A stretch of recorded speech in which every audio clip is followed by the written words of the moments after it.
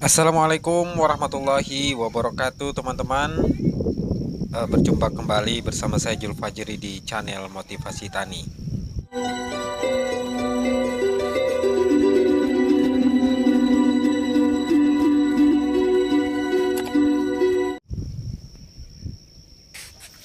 Oke teman-teman semuanya, setelah lama tidak bersuo ya teman-teman. Karena nggak diupload videonya, nggak konsisten nih kayaknya nih Motivasi Tani ini memberikan informasi kepada teman-teman.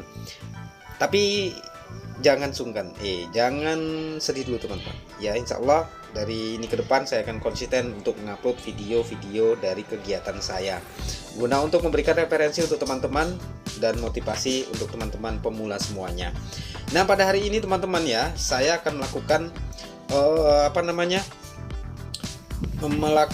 ini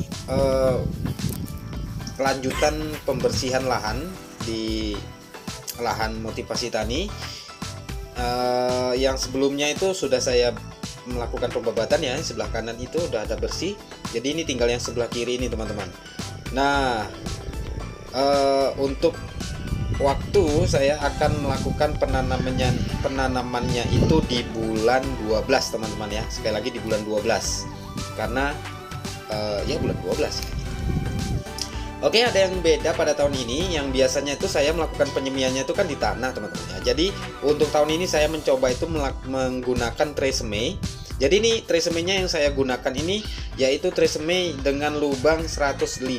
Jadi ini saya beli satu kardus sebanyak 100 PCS. Jadi ini untuk populasinya insya Allah nanti kalau memang 100% ya sekitar 10.500 populasi tanaman. Jadi ya selebihnya nanti saya akan juga melakukannya di bedengan yang selanjutnya ini, nggak di situ gitu, untuk penambahan. Nah ini teman-teman ya, mungkin teman-teman nggak tahu ini apa gitu, bertanya-tanya lah, ini itu namanya itu kotoran kerbau teman-teman ya, dan kotoran sapi, karena dulunya itu sapi kemudian ini udah kerbau, jadi ya kotoran kerbau dan sapi gitu. Jadi ini sudah saya fermentasikan udah beberapa bulan teman-teman ya. Di sini ini sudah mudah-mudahan udah bagus, ini nggak berjamur. Ini sudah saya bakar guna untuk meminimalisir pertumbuhan jamur di sini yang jelek-jelek gitu. Kemudian setelah itu ini saya perkenalkan juga pupuk yang saya gunakan, pupuk kompos juga ya. Ini adalah kotoran ayam beserta jerami teman-teman ya. Ini juga sudah saya endapkan di sini, endapkan itu sama saja. Ya ini saya pilih dengan jerami karena tanahnya itu kan agak padat. Jadi kalau dengan adanya jerami ini mungkin bisa untuk apa ya, digemburkan tanahnya gitu. Maksudnya nggak seberapa padat gitu. Oke teman-teman semuanya. Kemudian saya juga tidak ketinggalan, saya menggunakan pupuk SP36 ini. Ini sebetulnya itu kan gresik gitu ya, tapi ini entah palsu entah asli. Memang ini bukan buatan petrokimia, tapi ini katanya PT Putra Bartim Jaya, yaitu gresik dengan kandungan fosfornya ataupun fosfatnya 25%, kemudian sulfurnya 50. Jadi ini mudah-mudahan ya untuk pengganti lah SP36 yang asli. Kemudian untuk poskanya saya tetap menggunakan pupuk poska subsidi ya, dengan nauzubillahnya kita itu mencarinya itu seperti mencari emas, tapi alhamdulillah kita kumpulkan dua sa alhamdulillah dapat. Karena saya nggak punya kartu tani teman-teman, padahal saya itu ketua kelompok tani, saya yang mengumpulkan, tapi kartunya saya sendiri yang nggak dapat. Jadi ini dari teman-teman yang nggak diambil, jadi saya ambilin dua. Kemudian ini saya amunisinya tidak lupa saya memberikan dengan merek dagang spontan dengan bahan aktif di Mehipo, kemudian Bivolan untuk obat daunnya, kemudian Kurakron dengan Prevonovos, kemudian ada saya gunakan Agus dengan Devontiron, itu ada obat siput Bestar ya kalau nggak salah itu teman-teman, Bentan kalau nggak salah ya. Kemudian untuk nutrisinya saya menggunakan Mordenfol, kemudian ada Vitaron SL ya, untuk kemudian ada Boron Blue, ada KNO, ada Ultradap, ada monoamonium fosfat dari Merauke ya, dan lain-lain lah teman-teman ya. Nanti akan saya jelaskan satu persatu ketika saya menggunakannya gitu. Oke. Nah, ini teman-teman, saya juga menggunakan pupuk daun dosdet. Ini andalan saya. Wah, ini mantap nih teman-teman. Jadi kalau yang teman-teman belum menggunakan dosdet, gunakanlah dosdet karena harganya murah dan mudah-mudahan bagus juga. Nah, pada tahun ini saya menggunakan mulsa itu dengan merek Rabbit kelinci ya teman-teman ya. Ini 450 kalau nggak salah. Jadi ini saya menyediakan 5 roll karena ada penambahan lahan di enggak di sini, ada di samping sana. Nah, oke, by the way teman-teman, langsung saja terus. Ini masih ngomong-ngomongnya masih belepotan ya, karena mungkin masih pertama masih pertama membuat video. Jadi saya hari ini nggak ngomong-ngomong di depan kamera, biarkan aja saya ngomong di belakang kamera lah. Itu lagi asik-asiknya ngisi minyak. Awas bro, minyaknya tumpah nanti di tangki. Oke teman-teman semuanya, ini kita mempersiapkan dulu biar cepet selesai ya nanti ya teman-teman ya. Lanjut saja terus melakukan belum siap, dia belum siap untuk nganu mesinnya. Ya udah, kita cerita dulu. Alhamdulillah untuk tahun ini saya dapat lahan lagi, yaitu nyewa ya teman-teman. Nggak nyewa sih, tapi saya membayar ongkos kopinya itu gitu dengan jumlah sekian. Jadi saya melakukan jadi saya insya Allah akan menanam di sini 3 roll, di sana mudah-mudahan nanti memuat 2 roll, jadi sekitar 5 roll. Ya kalau dibandingkan dengan Belang Mancung, daerah Ketol ya itu masih sedikit ya. Tapi karena saya kerjanya sendiri ya mudah-mudahan ini juga ya oke lah. Jadi ini sembari kita melihat itu si kolan itu lagi babat, suaranya masih babat gitu ya. Terus kita ceritain. Jadi mungkin teman-teman ada yang bertanya, jadi sebetulnya saya ini dari mana gitu. Nah, kok nggak sama dengan daerah Ketol gitu, daerah Aceh Tengah. Padahal kan Bang Jul itu tempatnya itu di Aceh, di daerah Semeru Meriah dan Aceh Tengah. Tapi kok nanamnya itu nggak sama dengan Belang Mancung ataupun dari Kecamatan Ketol dan sekitarnya. Nah, oke, ini saya akan jelaskan. Jadi kalau daerah saya teman-teman ya dengan Kabupaten Aceh Tengah itu tetanggaan gitu. Kemudian untuk Kecamatan Ketol dengan Kecamatan Bandar itu jaraknya itu sekitar 30 ataupun 40 km teman-teman. Jadi agak jauh ya kami ya. Karena kalau di daerah Ketol itu datarannya itu kalau nggak salah saya itu ya sekitaran 1000 ataupun 900 ataupun 800 gitu, sampai ke bawah gitu.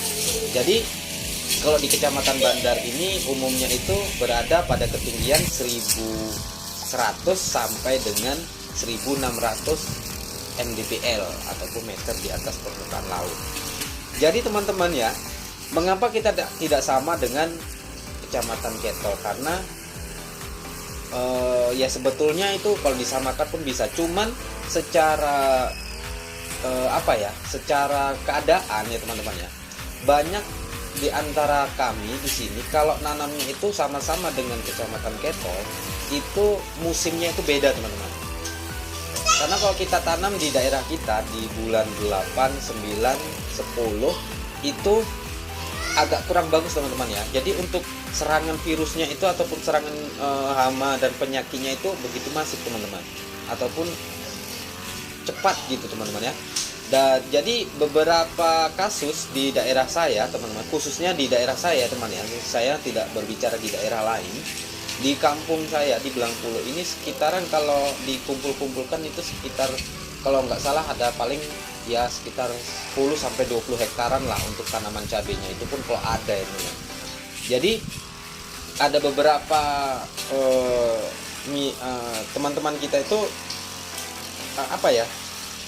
melakukan penanaman itu dan masih kurang bagus gitu. Bahkan ada beberapa yang memang tidak berhasil teman-teman dan harus dicabut. Jadi ada yang nanam bulan 7, 6, 7, 8, 9 itu memang betul-betul. Karena apa? Karena kita kan di dataran tinggi gitu. Jadi ketika angin otomatis anginnya itu lebih besar ya, mungkin ya sama aja, cuman ya memang angin kemudian cuaca panas teriknya itu memang betul-betul teman-teman. Jadi untuk ya kurang bagus lah teman-teman ya, bisa kita katakan gitu. Jadi ya kita satu lagi ya teman-teman, setelah itu kemudian gini, di daerah kami khususnya di Kecamatan Bandar itu kalau penanamannya itu jenis cabenya itu ya beragam, mulai dari F1 kemudian ada juga banyak yang bibitnya itu lokalan teman-teman ya, cabai lokal. Jadi kalau kita samakan dengan Kecamatan Ketol, mereka itu kebanyakan itu menanam yaitu menggunakan benih F1. Jadi ketika kita panennya itu secara bersama-sama, otomatis cabai lokal ini kurang peminatnya gitu. Jadi mereka ini pilih yang cabai F1, apalagi OR 42 itu memang jaminan mutu. Jadi kita ya jangan barengin ya. Kemudian yang selanjutnya, alasan kita di daerah kita ini kan tanaman kopi itu adalah tanaman utama bagi masyarakat. Jadi ketika kita melakukan penanamannya di bulan 9, otomatis nantinya itu akan sama panennya itu dengan masa panen kopi.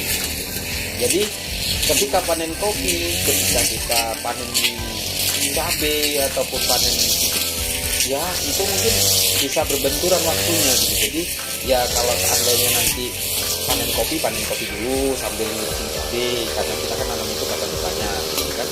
Jadi setelah itu nanti setelah panen panen kopi selesai, lanjut ke panen kopi, panen cabai. Jadi dari bulan 11 ke 10, 11, 12, 1, 2 itu panen kopi ya. Kemudian dari bulan 3, 4, 5, 6 kita dan panen cabai. Jadi untuk eskalasi ekonominya itu walaupun tidak banyak tapi tetap bisa kebutuhan sehari-hari. Jadi mungkin sudah banyak kali bercerita, ada salah satu saya mohon maaf. Mungkin ini perspektif dari diri saya sendiri, bukan dari yang lain-lain. Jadi mungkin kalau ada teman-teman yang di daerah saya, khususnya Benar Bali atau Tengah, memiliki prinsip yang lain, yaitu saya nggak tahu. Tapi kalau memang saya seperti itu, alasan saya ada beberapa hal yang sudah saya katakan tadi. Jadi mudah-mudahan dengan kita membedakan antar tanam dari daerah A, B, C, D, E bisa untuk mempertahankan harga pasar nanti. Jadi nggak berbekan gitu ya. Maksudnya di sana panen, di sini panen, di sana panen. Jadi nanti harga cabai itu turun terus gitu ya. Jadi biar nggak ada yang seperti itu ya, kita tanamnya itu saling ya ganti-gantian lah. Mudah-mudahan ya dengan caranya seperti itu kesejahteraan petani itu bisa kita pertahankan. Nah oke teman-teman semuanya, mungkin untuk video perdana pada hari ini ya seperti ini saja dulu ya. Nanti doakan saja saya bisa ngapit-ngapit lagi lah ya, karena mungkin capek gitu kan, lagi habis kerja kita cari video lagi, nggak apa-apa lah. Mudah-mudahan dari ini ke depan bisa saya lakukan. Oke teman-teman semuanya, terima kasih sudah menonton. Like, subscribe ya teman-teman, dan komen. Sekali lagi terima kasih sudah menonton. Like terus, subscribe terus, dan tunggu video selanjutnya. Baik, assalamualaikum warahmatullahi wabarakatuh.